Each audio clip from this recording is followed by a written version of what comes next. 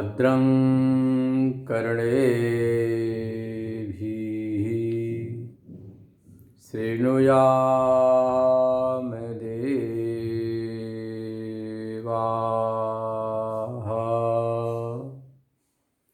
भद्रं पश्येमाक्षभिर्यजत्राः स्थिरैरङ्गैस्तुष्टुवागुंशस्तनूभिर्व्यसेमदेवहितं यदायुः स्वस्ति न इन्द्रो वृद्धश्रवाः स्वस्ति नः पूषा विश्ववेदाः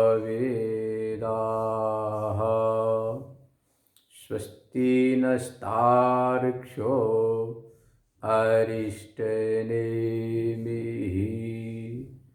स्वस्ति नो बृहस्पतिर्दधातु ॐ शान्ति शान्ति शान्तिः।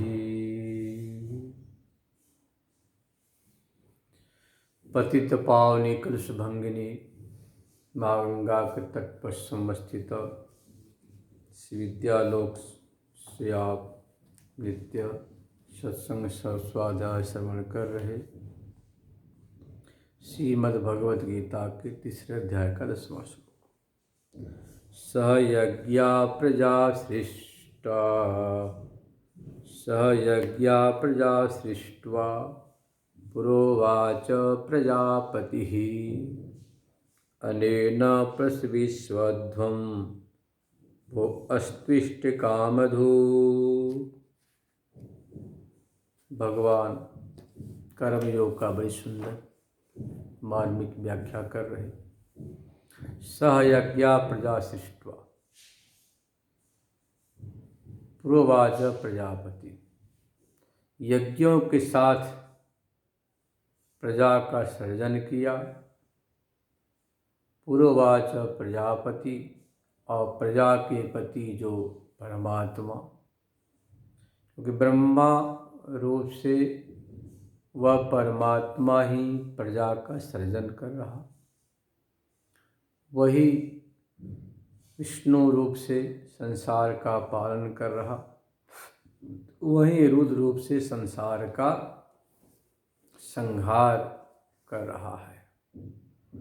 तो सब परमात्मा ने संसार का सृजन करके पूर्वाच प्रजापति ने क्या कहा? अनेन प्रसविष्वध्वं, यह जो यज्ञ है, यज्ञ के द्वारा तुम लोग क्या करो? उन्नति को प्राप्त करो। इस वो अस्पृष्ट कामधुक, यह जो यज्ञ है तुम्हारी कामनाओं को परिपूर्ण करे। दुह प्रपूर्ण धातु है, तो यज्ञ तुम्हारे कामनाओं को परिपूर्ण करे। इसके पहले आप श्रवण कर चुके हैं कि यज्ञार्थात् कर्मणोऽन्यत्र लोकोऽयं कर्म बंधनः। यज्ञ शब्द का अर्थ आचार्य ने किया था यज्ञो वै विष्णु। यज्ञ साक्षात भगवान विष्णु का नाम है। तो यह जो यज्ञ है नारायण का एक नाम है, यज्ञो विष्णु। जो भगवत प्रीत्यर्थ समष्टि चैतन्य के लिए कर्म किए जाते हैं, ये कर्म संसार के बंधन से छुड़ाने वाले होते हैं। और जो कर्म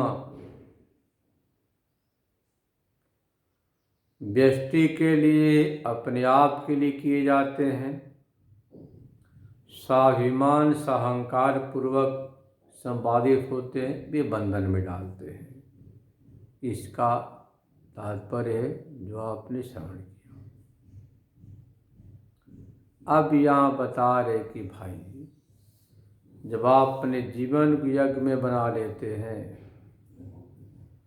तो यज्ञ के द्वारा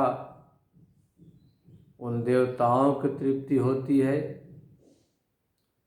और देवता अनुग्रह करके तुम्हें तुम्हारी कामनाओं को प्रदान करते हैं। ये सब वो अष्टो दुष्ट काम दुखा। जिस प्रकार से आप गाय को से दूध निकालते हैं तो गाय से दूध निकालने के पहले गाय को हरा भरा चारा दाना पानी डालते हैं, खिलाते पिलाते हैं। यदि आपने बढ़िया से गाय की सेवा किया, स्नान कराया, नहलाया धुलाया, खिलाया पिलाया, सेवा किया समय से, तो गाय आपको अच्छी दूध देती है। और प्रमाद करते हैं, भगवान बोल से छोड़ते, थोड़ा बहुत दूध मिलता है। ऐसे जो हमारे शरीर में उन देवताओं का अनुग्रह है।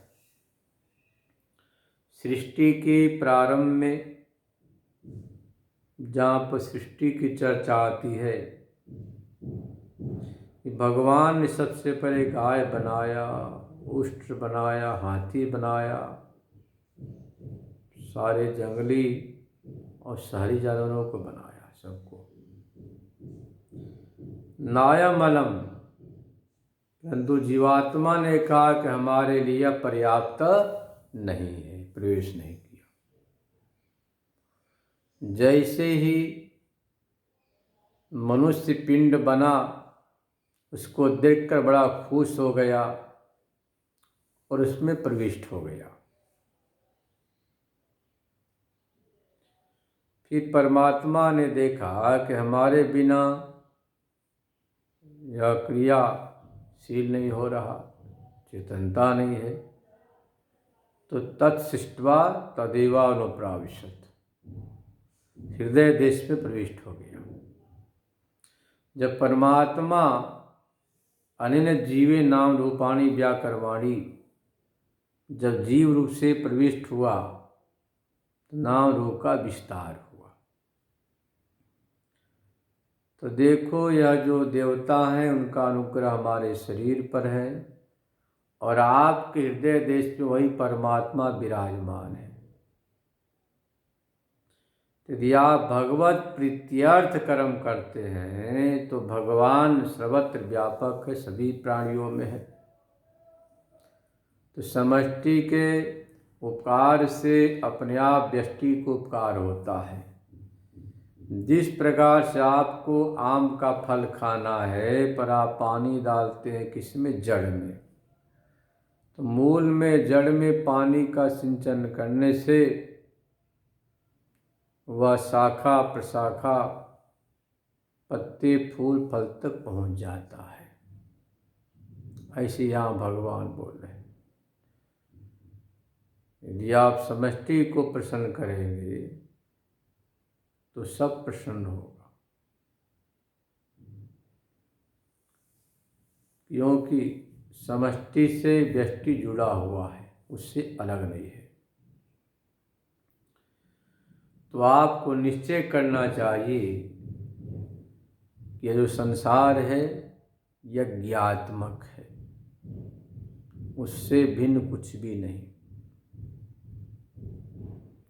पर जीवात्मा ज्ञान से उसको भूल जाता है, इसलिए यह जीवात्मा सत्य से वंचित हो जाता है। यह जो समष्टि चैतन्य है सर्वत्र व्यापक अनुसूत है। यदि आप उसके लिए करते हैं तो सबकी भलाई, और सबकी भलाई में आपकी भलाई है, क्योंकि आप सबसे अलग नहीं हैं।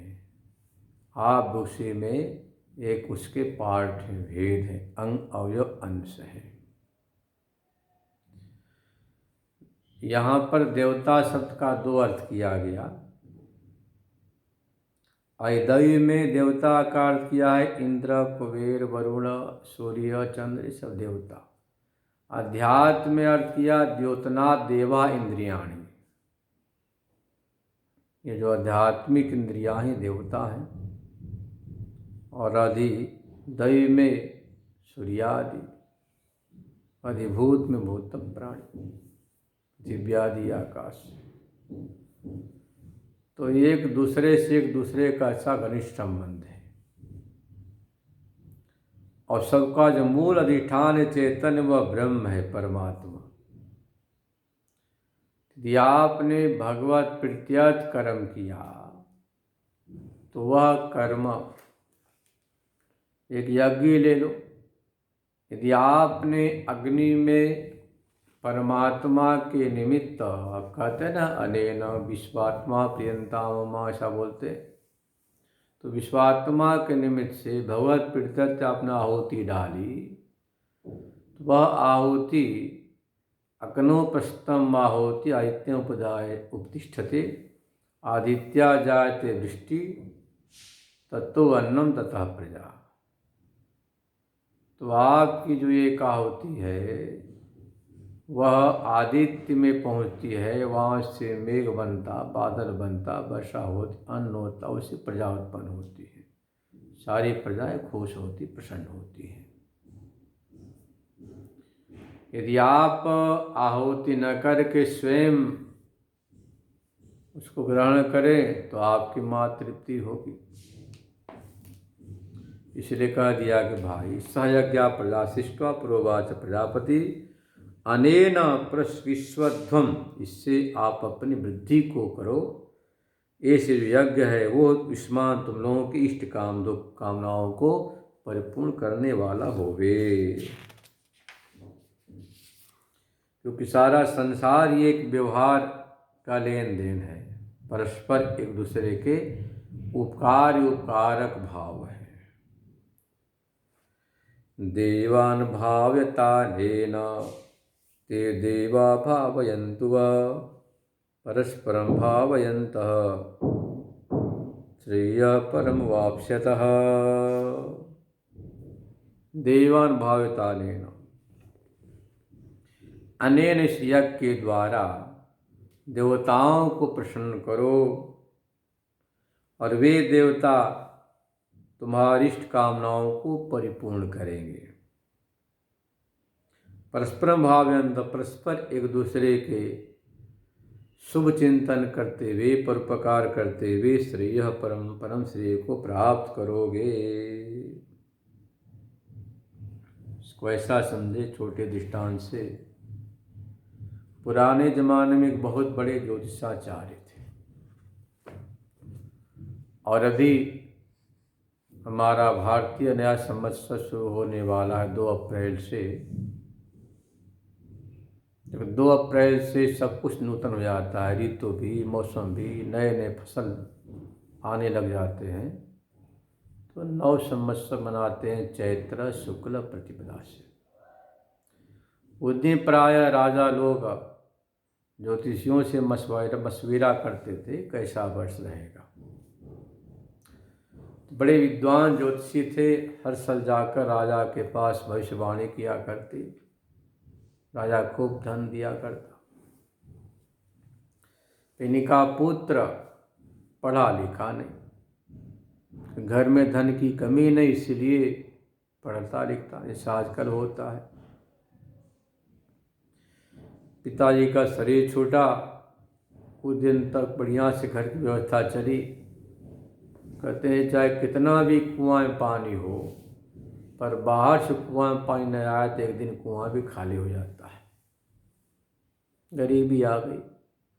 माँ ने कहा कि बेटा तेरे पिता राज दरबार के बहुत बड़े ज्योतिषी थे, तो जा अपना परिचय देना अपने पिता का, तुझे कुछ धन मिल जाएगा। राज ज्योतिषी का पुत्र चल पड़ा। जैसे चला रास्ते में जंगल होते हुए, एक पेड़ के नीचे बड़ा भारी सांप देखकर घबराया। उस सांप ने मनुष्य की भाषा में से कहा, डरो मत, बताओ तुम कहाँ जा रहे। उसने कहा कि मैं फला जुत्साचार्य का पुत्र हूँ, राज दरबार में जा रहा हूँ और पिता के परिचय से कुछ धन मिल जाएगा। सांप हंसा, बोला, देखो राजा लोग ऐसे धन नहीं दिया करते हैं, कुछ तुम पढ़े लिखे तो हो नहीं।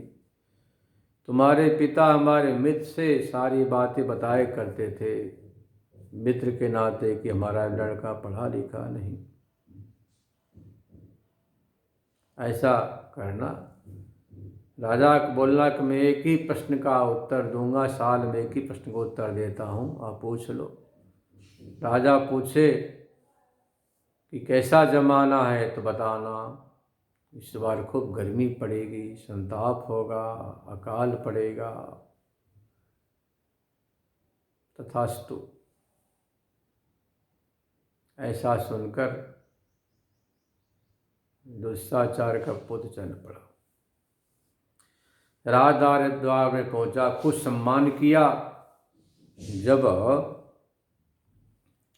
राजा ने पूछा कि बताओ, तो बताया मैं फला दुस्साचार का पुत्र हूँ। बड़ा सम्मान किया। कितने दिन के बाद आए, कहाँ थे, इसने सारी बात बता दी। राजा ने पूछा, बताओ ये जमाना कैसा रहेगा, या वर्ष कैसा होगा, संवत्सर कैसा चलेगा। कहा, राजन इस बार खूब गर्मी होगी, संताप होगा, अकाल पड़ेगा। राजा ने उस पुत्र के रहने की व्यवस्था कर दी। देखा कि सही में खूब गर्मी, संताप, अकाल, खूब धन दिया। दुस्साचार के पुत्र ने सोचा कि यदि यह सांप जिंदा रहेगा तो औरों को बताएगा, तो फिर हमारा काम खराब हो जाएगा। इसलिए मन में सोचा कि इसे जैसे भी हो आग लगा कर मार देना चाहिए। आते समय कहा, राजन एक बैलगाड़ी भरकर हमें लकड़ी की व्यवस्था कर दो। धनधान्य के साथ में बैलगाड़ी में लकड़ी भरकर लाया और सांप का जो वावी था उसमें लकड़ी ठूस कर आग लगा दी। सोचा मर जाएगा, अपना घर आ गया। पुनः एक बार बाद यात्रा पर निकला, उसी जगह ठहरा। सांप को देखा तो घबराया। सांप ने कहा, डरो नहीं, मीठी मीठी बात किया। बोला, बता इस वर्ष तू क्या बताएगा राजा को। बोल, वही बताऊंगा, खूब अकाल पड़ेगा, गर्मी होगी। बोला, ऐसा थोड़ा होता। कहना कि इस वर्ष खूब वर्षा होगी, बाढ़ आएगी, जल ही जल रहेगा। पहुंचा राज दरबार में। राजा ने पूछा, बताओ यह संवत्सर कैसा रहेगा।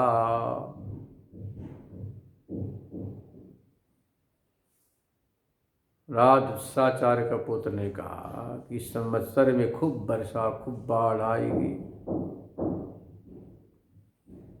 राजा ने ठहरने की व्यवस्था कर दी। देखा सही में बड़ा खुश हुआ, खूब इसे धन दिया, आने लगा।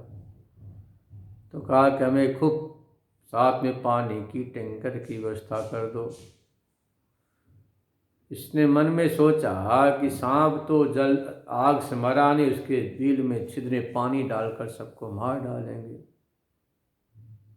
सारे छिद्र पानी पानी भर दिया। सोचा सांप मर गया होगा, वापस आ गया। फिर तीसरे बार चला तो फिर उसी पेड़ के नीचे ठहर विश्राम किया तो वही सांप आया। तो घबराया, फिर भी साहस से मीठी मीठी बातें की। सांप ने पूछा, बताओ इस बार तू क्या बताएगा। बोला, वही एक बार अकाल, एक बार वर्षा, बोलो अकाल पड़ेगा। सांप फंसा वाला ऐसा नहीं होता। बोलना कि इस वर्ष खूब अच्छा अन्न होगा, दूध होगा, फल होगा, सुभिक्ष होगा। गया, राजा ने स्वागत किया, कहा बताओ ये वर्ष कैसा होगा। राज ज्योतिषाचार्य के पुत्र ने कहा महाराज वर्ष में बहुत अन्न धन दुग्ध होगा, प्रजा खुशी रहेगी। रहने की व्यवस्था कर दी, देखा तो वैसा ही, बड़ा खुश हुआ। चलते समय का राजन पूरा दूध का भांडा भर दो। सोचा कि इसको दूध पिलाएंगे, क्योंकि उसके बिना मेरा काम तो चलेगा नहीं। समझ में नहीं आता कौन सा वर्ष कैसा रहता है। दूध लाया, कहा सरफराज ये दूध आपके लिए, आपके परिवार के लिए। सरफराज अपने परिवार को आह्वान करके सारा दूध पान किया। बच्चे ने पूछा बताओ कैसा दूध था। बोला क्या बताऊँ, किस बताने क्या चीज़। अरे पहले जब सर्वत्र तपन था, गर्मी थी, तो हमारे भी छिद्र में तपन। सर्वत्र वर्षा हुई तो हमारे भी घर में छिद्र में पानी पानी भर दिया। सब जगह दूध घी है तो हमारे को दूध पीने को मिला। तो जो समष्टि में हो तो वह भी हमें उपलब्ध हुआ, इसमें कौन सी शिकायत या बढ़ाई की बात है। क्योंकि संसार समष्टि से जुड़ा हुआ है। विद्वान लोग समष्टि चैतन्य की प्रीति के लिए प्रयास करते हैं, मात्र अपने आप के विषय नहीं सोचते हैं। जो अपने आप के विषय सोचता है उसकी तो भगवान आगे जा कर के निंदा करते हैं। क्या निंदा करते हैं? इष्टान भोगा नहीं वो देवा, दास्यन्ते यज्ञ भाविताः, तैर्यतान प्रदायेभ्यो यो भुंक्ते स्तेनैव स। वे देवता लोग यज्ञ से प्रसन्न होकर तुम्हारे इष्ट भोगों को प्रदान करेंगे। उनके द्वारा प्रदत्त भोगों को जो बिना उन्हें निवेदन किए ग्रहण करता है, स्तेनैव स, वह चोर ही है। जिस प्रकार से बिना किसी की आज्ञा से कोई चीज ग्रहण करे तो उसे चोरी का पाप लग जाता है, ऐसे यहाँ बता रहे हैं संसार का चक्र। कहते शंख और लिखित दो अच्छे भाई थे, स्मृतिकार हो गए। शंख से मिलने लिखित पहुँचे, उनके बगीचे में ठहरे। भाई कहीं इधर उधर थे, खूब आम लगे थे, चार से आम के फलों को तोड़ा खा लिया।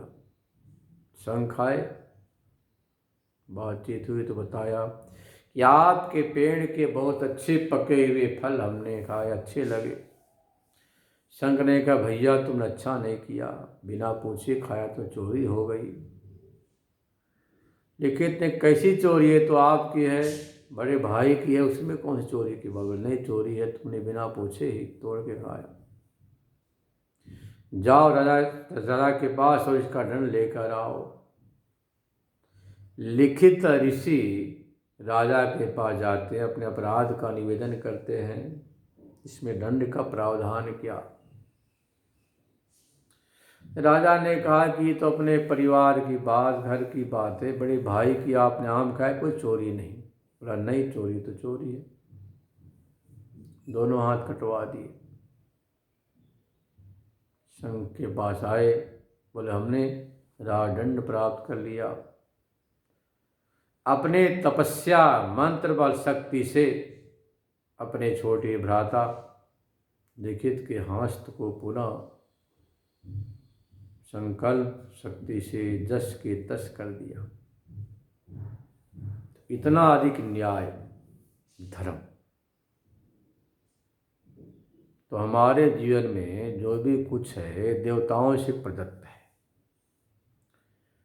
अब आँख देखती है, सूर्य का अनुग्रह है, कान सुन रहा है, दिग्देवता का अनुग्रह, जीभ से बोलते हैं सरस्वती कृपा है ना। इसके बाद में त्वचा से स्पर्श की विवेक हो रहा, दिग देवता का अनुग्रह है। पाद पर वामन देव का अनुग्रह, हस्त पर इंद्र का अनुग्रह है, चित्त पर वासुदेव का अनुग्रह है। जितने भी इंद्रियां, ये सारे देवताओं का अनुग्रह है। तो बिना उनकी प्रसन्नता से यदि आप अपने स्वेच्छा से भोग व्यवहार करेंगे तो भोगे रोग भयम, फिर आपको स्तेन चौर्य का दोष लगेगा। इसलिए सावधान कर दिया कि भाई सबसे पहले जो हमारे ऊपर 5 ऋण हैं, देव ऋण, पितृ ऋण, बलिवैश्व देव, तो देव ऋषि पितृ त्रीणि ऋणम अपाकृत्य माना मोक्ष निवेशयेत। देवार्चन से अपना देव ऋण, पितरों के अर्चन बंधन साध तर्पण से पितृ ऋण से ऋण, ऋषि ऋण बोलते हैं स्वाध्याय से ऋषि ऋण से ऋण होते हैं। तो 3 ऋणों से ऋण होने के लिए 5 महायज्ञ करते हैं। देवयज्ञ, देवतार्चन, इसके बाद में ऋषि ऋण से छुटकारा के लिए स्वाध्याय यज्ञ करते, सत्संग सुनना सुनाना। अतिथि यज्ञ, भोले भटके को अन्नदान करना। बलिवैश्व देव याग में भूत प्राणियों को, चींटी मकोड़े, जो भी कुत्ता बिल्ली, उनको ग्रास निकाल कर देना। जो भी आपका आश्रित है, पशु पक्षी जीव जंतु, उनको थोड़ा खिलाने का नाम बलिवैश्व देव याग। तो इस प्रकार से आप जब 5 यज्ञ करते हैं, देव यज्ञ, ऋषि यज्ञ, पितृयज्ञ, अतिथि यज्ञ, बलिवैश्व देव यज्ञ, 5 महायज्ञों से जीवन हमारा यज्ञमय होता है। इसके बाद चित्त शुद्ध होने के बाद आपके चित्त में उस परमात्मा के स्वरूप का बोध होता है। इसलिए यहाँ पर बता दिया स्तेन एव स, वो स्तेन है। यज्ञ शिष्टासि न संतो मुच्यन्ते सर्व किल्बिषै, भुंजते ते त्वघं पापा ये पचन्त्यात्म कारणात्। भगवान कहते हैं यज्ञावशिष्ट, आपने 5 यज्ञ किया, उससे जो बचा हुआ है उसको आपने ग्रहण किया तो अमृतम भुंजते, मानो अमृत को आपने पान किया, सर्वक्लेशम, सारे पाप से छुटकारा होता। जो अपने आप के लिए अन्न आदि पकाते ग्रहण करते हैं, भुंजते थे तो हम पापा ये पचन्त्यात्म कारणात्। इसलिए अपने यहाँ व्यवस्था थी कि जब भोजन पकाए तो क्या भावना करे कि भगवान का नैवेद्य पका रहा हूँ, नैवेद्य संपादन कर रहा हूँ। यह बुद्धि होगी तो वह जो आपका भोजन है नैवेद्य महाप्रसाद रूप से होगा और उससे फिर आपको कोई तकलीफ नहीं होगी, विक्षेप नहीं होगा। आपके चित्त को शांति कर शांति पहुंचाएगा। और वही यदि भोग बुद्धि होगी, अपने लिए पका रहा हूँ, तो चित्त में विक्षेप होगा, तनाव होगा, असंतोष होगा, संतुष्टि नहीं होगी, प्रसन्नता नहीं होगी। पचन्त्यात्म कारण दिखा ना, जो अपने लिए करते।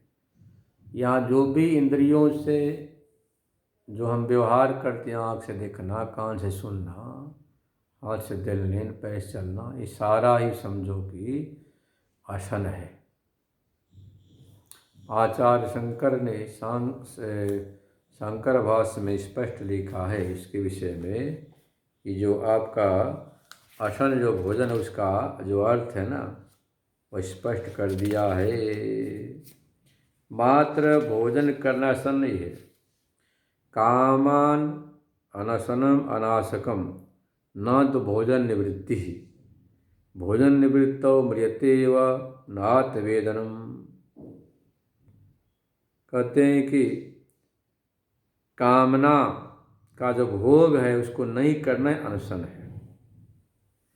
भोजन निवृत्ति उपवास अनशन नहीं है, क्योंकि इससे तो शरीर छूट जाएगा, आत्मा का बोध नहीं होगा। तो कामनाओं का त्याग करके भगवत प्रीत्यर्थ इस इच्छा से जो आप करते हैं वही वास्तव में अनशन व्रत है, और इससे परमात्मा की प्रसन्नता होती है। यह अर्थ आचार्य शंकर ने किया। शिष्कर श्रवण करेंगे। ओम पूर्णमदः पूर्णमिदं पूर्णात् पूर्णमुदच्यते पूर्णस्य पूर्णमादाय पूर्णमेवावशिष्यते। ओम शांति शांति शांति।